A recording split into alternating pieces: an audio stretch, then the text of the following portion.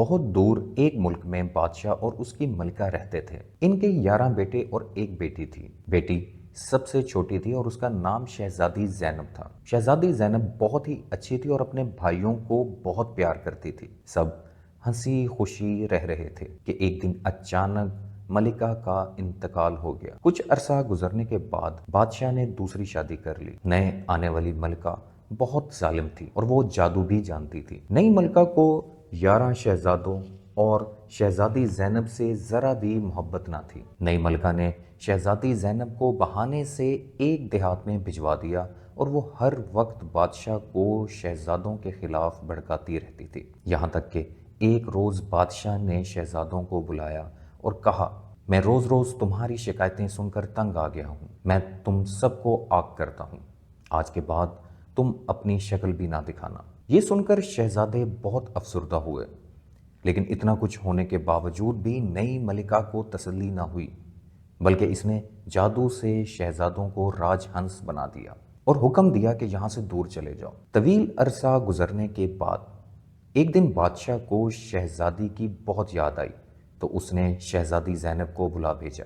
لیکن جب نئی ملکہ کو پتہ چلا کہ بادشاہ شہزادی زینب کو ملنا چاہتا ہے تو اس نے محل میں آنے سے پہلے اسے پکڑوا دیا اور اس کے چہرے پر عجیب و غریب نقش و نگار بنوا کر اس کا حلیہ اس قدر بگاڑ دیا کہ جب شہزادی زینب بادشاہ کے پاس گئی تو وہ شہزادی کو بالکل نہ پہچان سکا۔ بادشاہ نے اسے محل سے نکلوا دیا۔ محل سے نکلنے کے بعد شہزادی ایک طرف چل پڑی کہ راستے میں اسے ایک بوڑھی عورت ملی۔ زینب نے اس عورت سے پوچھا، کیا تم نے کبھی 11 شہزادوں کو دیکھا ہے؟ عورت نے جواب دیا، نہیں، میں نے شہزادوں کو تو نہیں دیکھا، لیکن یہاں سے کچھ دور ایک جنگل ہے۔ اس جنگل کے دوسری جانب سمندر ہے اور سمندر کے ساحل میں 11 راج ہنس دیکھے ہیں۔ وہ اکثر شام سے کچھ پہلے وہاں آتے ہیں اور ان کے سر پر سونے کے تاج بھی ہیں۔ شہزادی زینب سمجھ گئی کہ یہ راج ہنس در حقیقت اس کے بھائی ہیں اور وہ عورت کے بتائے ہوئے راستے پر چل پڑی۔ شہزادی زینب ساحل سمندر پر بیٹھ کر 11 راج ہنسوں کا انتظار کرنے لگی اور آخر کار ایک طرف سے 11 راج ہنس اڑتے ہوئے اس کے پاس آ گئے۔ جیسے ہی سورج غروب ہوا، ایک تیز ہوا کا جھونکا آیا تو شہزادی زینب نے اپنی آنکھیں موند لیں تاکہ ہوا اور ریت کا کوئی ذرہ اس میں نہ چلا جائے۔ ہوا بند ہونے پر جب شہزادی نے آنکھیں کھولیں تو سامنے دیکھ کر حیران رہ گئی کہ وہاں شہزادی زینب کے بھائی یعنی 11 شہزادے کھڑے ہیں۔ شہزادے بھی اپنی بہن کو دیکھ کر بہت خوش ہوئے۔ بڑے بھائی نے اسے بتایا کہ شام ہوتے ہی وہ اپنی اصلی شکل میں آ جاتے ہیں، جبکہ رات گزرنے کے بعد وہ پھر جادو کے زیر اثر راج ہنس بن جاتے ہیں۔ شہزادی زینب کافی دیر تک اپنے بھائیوں سے باتیں کرتی رہی اور پھر سب ساحل سمندر کی ریت پر لیٹ کر سو گئے۔ رات کو سوتے ہوئے شہزادی نے خواب دیکھا کہ ایک خوبصورت پری اس کے پاس آئی ہے اور کہنے لگی کہ تم فکر نہ کرو، میں تمہیں ایک طریقہ بتاتی ہوں، اس پر عمل کر کے تم اپنے بھائیوں کو جادو کے اثر سے نجات دلوا سکتی ہو۔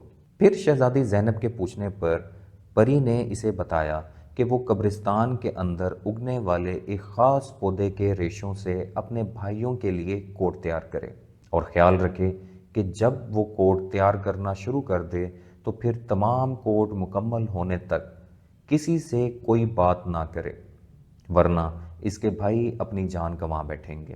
شہزادی زینب نے کہا، میں اپنے بھائیوں کے لیے ضرور کوٹ بناؤں گی۔ اس کے ساتھ ہی شہزادی کی آنکھ کھل گئی۔ صبح ہو چکی تھی۔ شہزادے پھر راج ہنس بن گئے تھے۔ شہزادی اٹھی اور چپ چاپ قبرستان کی طرف چل پڑی۔ قبرستان سے اس نے اس خاص پودے کو تلاش کر کے اس کے ریشے جمع کیے اور واپس اپنی جگہ آ کر شہزادوں کے لیے کوٹ تیار کرنے لگی۔ ایک دن وہ بیٹھی اپنے کام میں مگن تھی کہ قریبی ملک کا ایک شہزادہ سیر کرتا ہوا اس کی طرف آ نکلا۔ اس نے شہزادی کو دیکھا تو اپنے ساتھیوں کو کہنے لگا، اس لڑکی کو محل لے چلو، میں اس سے شادی کروں گا۔ شہزادے کے ملازم لڑکی کو محل میں لے آئے اور ان لوگوں نے شہزادی سے بہت سوال کیے، لیکن وہ کچھ نہ بولی، کیونکہ اسے معلوم تھا کہ اگر شہزادی کی زبان سے ایک لفظ بھی ادا ہو گیا تو اس کے بھائی مر جائیں گے۔ شہزادے نے اپنے باپ سے کہا، ابا جان، یہ لڑکی اگر گنگی ہے پھر بھی میں اس سے شادی کروں گا۔ اور دوسرے ہی دن دونوں کی شادی ہو گئی۔ شادی کے بعد شہزادی بہت زیادہ اداس رہنے لگی، کیونکہ وہ جو کوٹ تیار کر رہی تھی اب اس کے پاس نہیں تھا، اور جب تک کوٹ تیار نہ ہو جائے تو شہزادی بول بھی نہیں سکتی تھی، اور نہ ہی اس کے بھائی شہزادوں کے اوپر جادو کا اثر ختم ہو سکتا تھا۔ سب لوگ شہزادی کو خوش رکھنے کی کوشش کر رہے تھے، لیکن ان کی تمام کوششیں رائے گاں تھیں۔ آخر ایک نوکر نے شہزادے سے کہا، اگر ہم اپنی نئی ملکہ کو وہ کوٹ دے دیں جو وہ تیار کر رہی تھی تو شاید ان کی اداسی کم ہو جائے۔ نوکر کی تجویز سن کر شہزادے نے حکم دیا کہ وہ تمام اشیاء فوراً مہیا کی جائیں۔ شہزادی اپنی اشیاء پا کر کھل اٹھی اور اس نے ایک بار پھر کوٹ کی تیاری کا کام شروع کر دیا۔ جب خاص ریشے ختم ہو جاتے تو شہزادی چپکے سے قبرستان جاتی اور وہاں سے ریشے توڑ کر لے آتی۔ ایک دن شہزادے کو اس کے دوست نے کہا، میرا خیال ہے تمہاری بیوی کوئی جادوگرنی ہے، کیونکہ وہ اکثر رات کو قبرستان جاتی ہے۔ شہزادے کو اپنے دوست کی بات کا یقین نہ آیا، اور پھر ایک رات جب اس نے اپنی آنکھوں سے شہزادی کو قبرستان میں جاتے دیکھا تو حکم دیا کہ صبح ہوتے ہی اس کو سزائے موت دے دی جائے۔ شہزادی نے جب اپنی موت کا حکم سنا تو اپنی صفائی میں کچھ نہ بول سکی، کیونکہ ابھی بھی اس کا کام مکمل نہیں ہوا تھا۔ شہزادی تمام رات روتی رہی اور جلدی جلدی کوٹ تیار کرتی رہی، یہاں تک کہ صبح ہو گئی، لیکن خوش قسمتی سے تمام کوٹ تیار ہو گئے تھے۔ صبح جب شہزادی کو پھانسی دینے کے لیے تختے پر لایا گیا تو اچانک ایک طرف سے 11 راج ہنس اڑتے ہوئے آئے اور شہزادی کے گرد بیٹھ گئے۔ شہزادی نے کوٹ ان کی طرف پھینک دیے اور اس کے ساتھ ہی جادو کا اثر ختم ہو گیا۔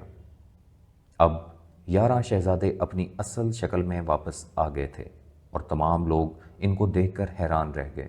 شہزادی نے زبان کھولتے ہوئے ان کو ساری داستان سنا دی۔ شہزادہ اپنی بیوی کی زبانی ان کی کہانی سن کر بہت متاثر ہوا، اور پھر وہ سب مل کر ہنسی خوشی رہنے لگے۔